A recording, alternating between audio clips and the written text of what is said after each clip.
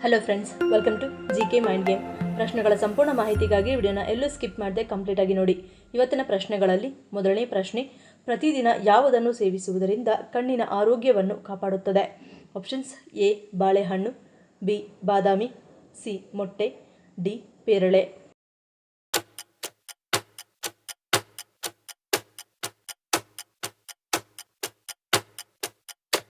ಸರಿಯಾದ ಉತ್ತರ option C ಮೊಟ್ಟೆ. ಪ್ರತಿದಿನ ಮೊಟ್ಟೆಯನ್ನು ತಿನ್ನುವುದರಿಂದ ನಿಮ್ಮ ಕಣ್ಣಿನ ಆರೋಗ್ಯವನ್ನು ಸುಧಾರಿಸಬಹುದು. ಮೊಟ್ಟೆಗಳು ಲೂಟಿನ್ ಮತ್ತು ಜಿಯಾಕ್ಸಾಂಥಿನ್ಗಳಿಂದ ತುಂಬಿರುತ್ತವೆ. ಎರಡು ಶಕ್ತಿಯುತವಾದ ಉತ್ಕರ್ಷಣ ನಿರೋಧಕಗಳು ನಿಮ್ಮ ಕಣ್ಣುಗಳನ್ನು ಹಾನಿಕಾರಕ ಬೆಳಕಿನಿಂದ ರಕ್ಷಿಸುತ್ತವೆ ಮತ್ತು ಕಣ್ಣಿನ ಪೊರೆ ಮತ್ತು ವಯಸ್ಸಿಗೆ ಸಂಬಂಧಿಸಿದ ದೃಷ್ಟಿ ಸಮಸ್ಯೆಗಳ ಅಪಾಯವನ್ನು ಕಡಿಮೆ ಮಾಡುತ್ತವೆ.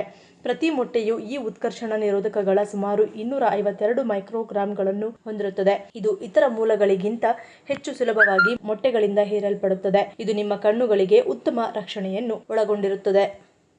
ಎರಡನೇ ಪ್ರಶ್ನೆ, ಕೇರಳವನ್ನು ಹೊರತುಪಡಿಸಿ ಭಾರತದ ಮತ್ಯಾವ ರಾಜ್ಯವನ್ನು ದೇವರ ನಾಡು ಎಂದು ಕರೆಯಲಾಗುತ್ತದೆ?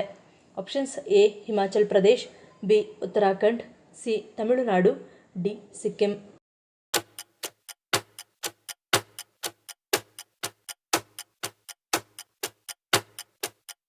ಸರಿಯಾದ ಉತ್ತರ ಆಪ್ಷನ್ ಎ ಹಿಮಾಚಲ್ ಪ್ರದೇಶ್. ಹಿಮಾಚಲ್ ಪ್ರದೇಶವನ್ನು ದೇವರ ನಾಡು ಎಂದು ಕರೆಯಲಾಗುತ್ತದೆ. ಭಾರತದಲ್ಲಿ ಇದು ನಂಬಲಾಗದಷ್ಟು ಪುರಾತನ ದೇವಾಲಯಗಳು ಮತ್ತು ಮಠಗಳನ್ನು ಹೊಂದಿದೆ. ರಾಜ್ಯವು ಹಿಂದೂ ಧರ್ಮ ಮತ್ತು ಬೌದ್ಧ ಧರ್ಮ ಸೇರಿದಂತೆ ವಿವಿಧ ಸಂಸ್ಕೃತಿಗಳು ಮತ್ತು ಧರ್ಮಗಳ ಸಮ್ಮಿಳನವಾಗಿದೆ. ಹಿಮಾಲಯದಲ್ಲಿ ಅದರ ಆಯಾಕಟ್ಟಿನ ಸ್ಥಳವು ಇತಿಹಾಸದುದ್ದಕ್ಕೂ ವ್ಯಾಪಾರ, ಸಂಸ್ಕೃತಿ ಮತ್ತು ರಾಜಕೀಯಕ್ಕೆ ಅಡ್ಡಹಾದಿಯಾಗಿದೆ. ಮೂರನೇ ಪ್ರಶ್ನೆ, ಕುಟುಂಬದಲ್ಲಿ ವ್ಯಕ್ತಿ ಮರಣ ಹೊಂದಿದ ನಂತರ ತಲೆಯನ್ನೇಕೆ ಬೋಳಿಸಲಾಗುತ್ತದೆ? ಆಪ್ಷನ್ಸ್: ಎ ಮೋಕ್ಷ, ಸೋಂಕು ಮುಕ್ತ, ಸಿ ಋಣಮುಕ್ತಿ, ಡಿ ಮೇಲಿನ ಎಲ್ಲವೂ.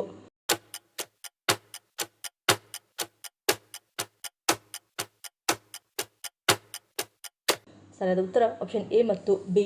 ಹಿಂದೂ ಧರ್ಮಕ್ಕೆ ಸಂಬಂಧಿಸಿದ ಕುಟುಂಬದಲ್ಲಿನ ಯಾವುದೇ ಒಬ್ಬ ವ್ಯಕ್ತಿ ಮರಣ ಹೊಂದಿದಾಗ ಅಂತ್ಯ ಸಂಸ್ಕಾರ ಬಳಿಕ ಆತನ ಆತ್ಮಕ್ಕೆ ಶಾಂತಿ ಮತ್ತು ವಿಮೋಚನೆಯನ್ನು ಒದಗಿಸಲು ವಿಶೇಷ ವಿಧಿಗಳನ್ನು ನಡೆಸಲಾಗುತ್ತದೆ. ಇದನ್ನು ಕೆಲವರು ಮೋಕ್ಷ ಎಂದು ಕರೆಯುತ್ತಾರೆ.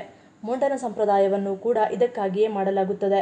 ಇನ್ನು ವೈಜ್ಞಾನಿಕವಾಗಿ ನೋಡುವುದಾದರೆ ಶೋಕಾಚರಣೆಯ ಸಮಯದಲ್ಲಿ ಜನರು ಸಾಮಾನ್ಯವಾಗಿ ಮನೆಯ ಒಳಗೆ ಹೆಚ್ಚು ಸಮಯವನ್ನು ಕಳೆಯುತ್ತಾರೆ.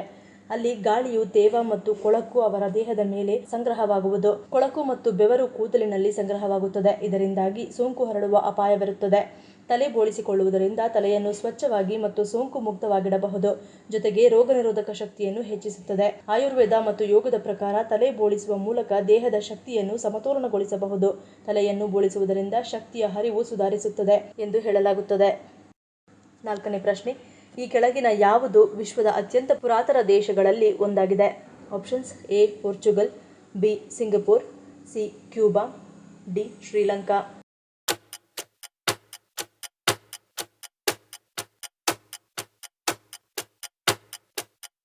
ಸರಿಯಾದ ಉತ್ತರ ಆಪ್ಷನ್ ಎ ಪೋರ್ಚುಗಲ್. ಪುರಾತನ ದೇಶಗಳಲ್ಲಿ ಪೋರ್ಚುಗಲ್ ಬಹಳ ಹಳೆಯ ದೇಶವಾಗಿದೆ. ಇದು ವಿಶ್ವದ ಅತ್ಯಂತ ಪುರಾತನ ದೇಶಗಳಲ್ಲಿ ಒಂದು. ಪೋರ್ಚುಗಲ್ನ ಗಡಿಗಳು 1139 ADಯಲ್ಲಿ ರೂಪುಗೊಂಡವು. ಅಂದರೆ ಅದು ಅಧಿಕೃತವಾಗಿ ಯುರೋಪಿನ ಅತ್ಯಂತ ಹಳೆಯ ದೇಶ. ವಿಶ್ವದ ಅತ್ಯಂತ ಹಳೆಯ ದೇಶಗಳಲ್ಲಿ ಇಥಿಯೋಪಿಯಾ ಕೂಡ ಒಂದು ಎಂಬುದಕ್ಕೆ ಸಾಕಷ್ಟು ಐತಿಹಾಸಿಕ ಪುರಾವೆಗಳಿವೆ. ಲಕ್ಷಾಂತರ ವರ್ಷಗಳ ಹಿಂದೆ ಇಥಿಯೋಪಿಯಾದಲ್ಲಿ ಮಾನವರು ವಾಸಿಸುತ್ತಿದ್ದರು. ಅಲ್ಲಿ ಸಿಕ್ಕಿರುವ ಅಸ್ಥಿಪಂಜರದ ತುಣುಕುಗಳು ಇದಕ್ಕೆ ಸಾಕ್ಷಿ. ಐದನೇ ಪ್ರಶ್ನೆ, ಚಳಿಗಾಲದಲ್ಲಿ ಎಳನೀರು ಕುಡಿಯುವುದರಿಂದಾಗುವ ಪರಿಣಾಮವೇನು? ಆಪ್ಷನ್ಸ್: ಎ BP ನಿಯಂತ್ರಣ, ಬಿ ಶೀತ, ಸಿ ಮೂತ್ರನಾಳ ಸೋಂಕು, ಡಿ ತಲೆನೋವು.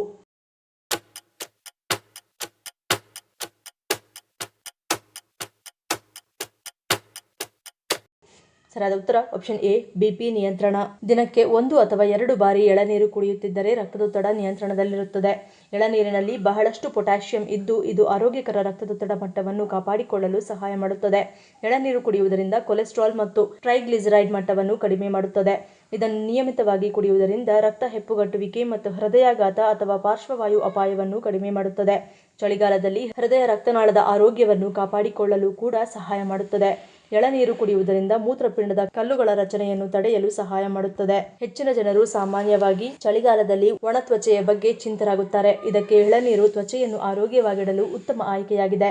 ಎಳನೀರು ಕುಡಿಯುವುದರಿಂದ ತ್ವಚೆಯು ತೇವಾಂಶದಿಂದ ಕೂಡಿರುತ್ತದೆ. ಇದು ನೈಸರ್ಗಿಕ ಹೊಳಪನ್ನು ನೀಡಲು ಕೂಡ ಸಹಾಯ ಮಾಡುತ್ತದೆ.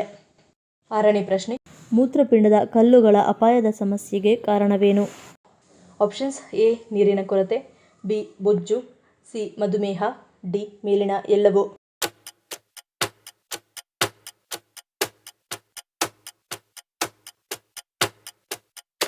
ಸರಿಯಾದ ಉತ್ತರ ಆಪ್ಷನ್ ಡಿ ಮೇಲಿನ ಎಲ್ಲವೂ. ಕ್ಯಾಲ್ಸಿಯಂ ಆಕ್ಸಲೇಟ್ ಯೂರಿಕ್ ಆಮ್ಲದಂತಹ ಖನಿಜಾಂಶಗಳು ರೂಪುಗೊಳ್ಳಲು ಪ್ರಾರಂಭಿಸಿದಾಗ ಅದು ಕಲ್ಲುಗಳಿಗೆ ಕಾರಣವಾಗಬಹುದು. ಹೆಚ್ಚುವರಿ ಕ್ಯಾಲ್ಸಿಯಂ ಮತ್ತು ಆಕ್ಸಲೇಟ್ ಕಲ್ಲುಗಳನ್ನು ರೂಪಿಸುತ್ತದೆ. ದೇಹದಲ್ಲಿ ನೀರಿನ ಕೊರತೆಯೂ ಒಂದು ಕಾರಣ. ಒಬ್ಬರು ಪ್ರತಿದಿನ 8 ರಿಂದ 10 ಗ್ಲಾಸ್ ನೀರು ಕುಡಿಯಬೇಕು. ಇದು ಮೂತ್ರ ವಿಸರ್ಜನೆಯನ್ನು ನಿಯಂತ್ರಿಸುತ್ತದೆ ಮತ್ತು ಮೂತ್ರಪಿಂಡದ ಕಲ್ಲುಗಳ ರಚನೆಯನ್ನು ತಡೆಯುತ್ತದೆ. ದೇಹದಲ್ಲಿ ನೀರಿನ ಕೊರತೆ ಇದ್ದರೆ ಮತ್ತು ಹೆಚ್ಚು ಉಪ್ಪು, ಪ್ರೋಟೀನ್ ಮತ್ತು ಸಕ್ಕರೆ ತಿನ್ನುವುದರಿಂದ ಮೂತ್ರಪಿಂಡದ ಕಲ್ಲುಗಳು ಸಂಭವಿಸಬಹುದು. ಬೊಜ್ಜು ಮತ್ತು ಮಧುಮೇಹವು ಮೂತ್ರಪಿಂಡದ ಸೋಂಕು ಮತ್ತು ಕಲ್ಲುಗಳಂತಹ ಸಮಸ್ಯೆಗಳನ್ನು ಉಂಟುಮಾಡಬಹುದು.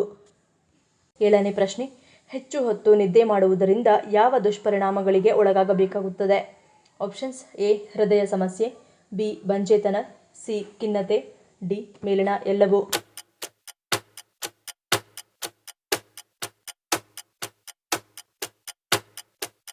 ಸರಿಯಾದ ಉತ್ತರ ಆಪ್ಷನ್ ಡಿ ಮೇಲಿನ ಎಲ್ಲವೂ. ರಾತ್ರಿಯಲ್ಲಿ ಹೆಚ್ಚು ಹೊತ್ತು ನಿದ್ರಿಸುವುದು ಸಹ ಫರ್ಟಿಲಿಟಿ ಮೇಲೆ ನಕಾರಾತ್ಮಕ ಪರಿಣಾಮವನ್ನು ಬೀರುತ್ತದೆ.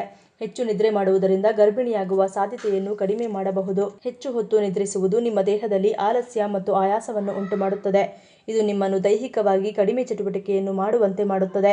ಆದ್ದರಿಂದ ತೂಕ ಹೆಚ್ಚಾಗುವ ಸಾಧ್ಯತೆ ಹೆಚ್ಚಿರುತ್ತದೆ. ಒಮ್ಮೆ ಸ್ಥೂಲಕಾಯಕ್ಕೆ ಬಲಿಯಾದರೆ ದೇಹದಲ್ಲಿ ಹಲವು ರೀತಿಯ ಕಾಯಿಲೆಗಳು ಬರಬಹುದು. ಇನ್ನು ಪ್ರತಿ ರಾತ್ರಿ ಹೆಚ್ಚು ನಿದ್ರೆ ಮಾಡುವುದರಿಂದ ಹೃದಯ ಸಂಬಂಧಿ ಕಾಯಿಲೆಗಳ ಅಪಾಯವು ಹೆಚ್ಚಾಗುತ್ತದೆ. ಹೆಚ್ಚು ನಿದ್ರೆ ಹೃದಯದ ಆರೋಗ್ಯದ ಮೇಲೆ ಕೆಟ್ಟ ಪರಿಣಾಮವನ್ನು ಬೀರುತ್ತದೆ.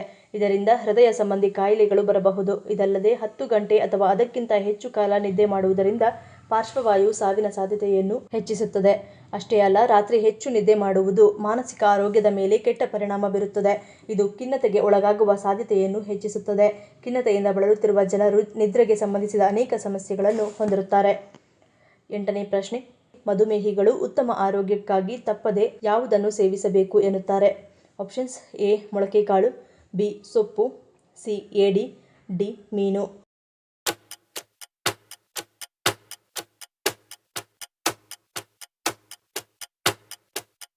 ಸರಿಯಾದ ಉತ್ತರ ಆಪ್ಷನ್ ಸಿ ಏಡಿ. ಏಡಿಯಲ್ಲಿ ಚೋರೋಮೆಮ್ ಎನ್ನುವ ಅಂಶವು ಅಧಿಕವಾಗಿದೆ. ಇದು ರಕ್ತದಲ್ಲಿನ ಸಕ್ಕರೆ ಮಟ್ಟ ತಗ್ಗಿಸುವುದು, ಇನ್ಸುಲಿನ್ ಮಟ್ಟವನ್ನು ಸಮತೋಲನದಲ್ಲಿಡುವುದು. ಇದು ಟೈಪ್ 2 ಮಧುಮೇಹಿಗಳಿಗೆ ನೆರವಾಗುವುದು. ನೀವು ಮಧುಮೇಹಿಯಾಗಿದ್ದರೆ ತಪ್ಪದೆ ಏಡಿಯನ್ನು ಸೇವಿಸಲೇಬೇಕು.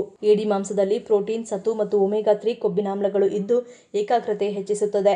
ಕೇಂದ್ರ ನರ ವ್ಯವಸ್ಥೆಯಲ್ಲಿ ಕಂಡುಬರುವಂತಹ ಲ್ಯಾಪಿಡ್ ಸಮೃದ್ಧವಾಗಿರುವಂತಹ ಕೊಬ್ಬಿನಾಮ್ಲವಾಗಿರುವ ಮೆಲನಿನ್ ಕೇಂದ್ರ ನರ ವ್ಯವಸ್ಥೆಯನ್ನು ಸುಧಾರಿಸುತ್ತದೆ. ಇದು ನರಗಳಲ್ಲಿ ಇರುವಂತಹ ಪದರ ಮತ್ತು ಉರಿಯೂತವನ್ನು ಶಮನಗೊಳಿಸುತ್ತದೆ. ಅಷ್ಟೇ ಅಲ್ಲದೆ ಮಧುಮೇಹದಿಂದ ಉಂಟಾಗುವ ಕಣ್ಣಿನ ಸಮಸ್ಯೆಗಳನ್ನು ಪರಿಹರಿಸಲು ಏಡಿ ಉತ್ತಮ ಪರಿಹಾರವಾಗಿದೆ. 9ನೇ ಪ್ರಶ್ನೆ, ಭಾರತದ ಏಕೈಕ ಪುರುಷ ನದಿಯ ಹೆಸರೇನು?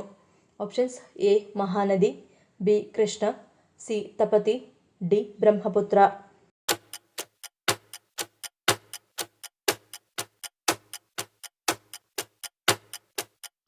ಸರಿಯಾದ ಉತ್ತರ ಆಪ್ಷನ್ ಡಿ ಬ್ರಹ್ಮಪುತ್ರ. ಬ್ರಹ್ಮಪುತ್ರ ನದಿಯನ್ನು ಪುರುಷ ನದಿ ಎಂದು ಕರೆಯಲಾಗುತ್ತದೆ. ಬ್ರಹ್ಮಪುತ್ರ ನದಿಯು ಪುರಾಣದೊಂದಿಗೆ ಸಂಬಂಧಿಸಿದೆ. ಇದರಲ್ಲಿ ಹಿಂದೂ ದೇವರು ಬ್ರಹ್ಮ ನದಿಗೆ ಜನ್ಮ ನೀಡಿದನು. ಬ್ರಹ್ಮಪುತ್ರ ಎಂಬ ಹೆಸರು ಸಂಸ್ಕೃತದಲ್ಲಿ ಬ್ರಹ್ಮನ ಮಗ ಎಂದರ್ಥ. ಅದಕ್ಕಾಗಿಯೇ ಇದನ್ನು ಪುರುಷ ನದಿ ಎಂದು ಕರೆಯಲಾಗುತ್ತದೆ. ವೇದಗಳು ಮತ್ತು ಪುರಾಣಗಳ ಪ್ರಕಾರ ಬ್ರಹ್ಮಪುತ್ರ ನದಿಯು ಬ್ರಹ್ಮದೇವರ ಮಗ ಮತ್ತು ಅಮೋಘ ಋಷಿ ಎಂದು ನಂಬಲಾಗಿದೆ. ಅಮೋಘ ಋಷಿ ಶಾಂತನುವಿನ ಪತ್ನಿ. ಬ್ರಹ್ಮ ಆಕೆ ಸೌಂದರ್ಯಕ್ಕೆ ಮರಳಾಗಿದ್ದನು. ಇದು ಗಂಡು ಮಗುವಿನ ಜನನಕ್ಕೆ ಕಾರಣವಾಗಿತ್ತು. ಇದು ಅಮೋಘ ಋಷಿಯನ್ನು ನಿರಾಸೆಗೊಳಿಸಿತ್ತು. ಇದರಿಂದ ಮಗ ನೀರಿನಂತೆ ಕೆಳಗೆ ಇಳಿಯಿತು ಎಂದು ನಂಬಲಾಗಿದೆ. ಬ್ರಹ್ಮನಿಂದ ಜನಿಸಿದ ಮಗುವಾದ ಕಾರಣ ಬ್ರಹ್ಮಪುತ್ರ ಎಂದು ಹೆಸರಿಡಲಾಯಿತು. ಭಾರತದಲ್ಲಿ ಈ ನದಿಯ ಉದ್ದ 2900 ಕಿಲೋಮೀಟರ್. ಟಿಬೆಟ್ನಲ್ಲಿರುವ ಮಾನಸ ಸರೋವರ ಈ ನದಿಯ ಮೂಲವಾಗಿದೆ.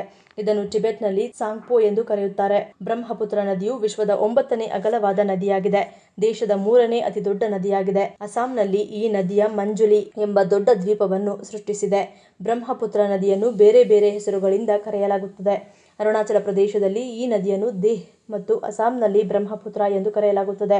ಇನ್ನು ಚೀನಾದಲ್ಲಿ ಈ ನದಿಯನ್ನು ಯಾಲುತ್ಸಾಂಗ್ಪು, ಚಿಯಾಂಗ್ ಮತ್ತು ಯರ್ಲುಂಗ್ ಜಗಂಬೋಜಿಯಾಂಗ್ ಇತ್ಯಾದಿ ಹೆಸರುಗಳಿಂದ ಕರೆಯಲಾಗುತ್ತದೆ. ಈ ಪ್ರಶ್ನೆಗಳಲ್ಲಿ ನೀವು ಎಷ್ಟು ಪ್ರಶ್ನೆಗಳಿಗೆ ಸರಿ ಉತ್ತರವನ್ನು ಕೊಟ್ಟರೆ ಅನ್ನೋದನ್ನು ಕಮೆಂಟ್ ಮಾಡಿ ತಿಳಿಸಿ. ಈ ವಿಡಿಯೋ ನಿಮ್ಗೆ ಇಷ್ಟ ಆಗಿದ್ರೆ ಮರಿದೇ ಲೈಕ್ ಮಾಡಿ, ಶೇರ್ ಮಾಡಿ, ಸಬ್ಸ್ಕ್ರೈಬ್ ಮಾಡಿ. ನನ್ನ ಚಾನಲ್ನ ಇನ್ನೂ ಸಬ್ಸ್ಕ್ರೈಬ್ ಮಾಡಿದೆ ಹಾಗೆ ವಿಡಿಯೋಸ್ ನೋಡ್ತಿದ್ರೆ ಪ್ಲೀಸ್ ಸಬ್ಸ್ಕ್ರೈಬ್ ಮಾಡಿ, ಸಪೋರ್ಟ್ ಮಾಡಿ. ಮತ್ತೊಂದು ಇಂಟ್ರೆಸ್ಟಿಂಗ್ ವಿಡಿಯೋನಿಗೆ ಸಿಗ್ತೀನಿ. Until love you all, take care.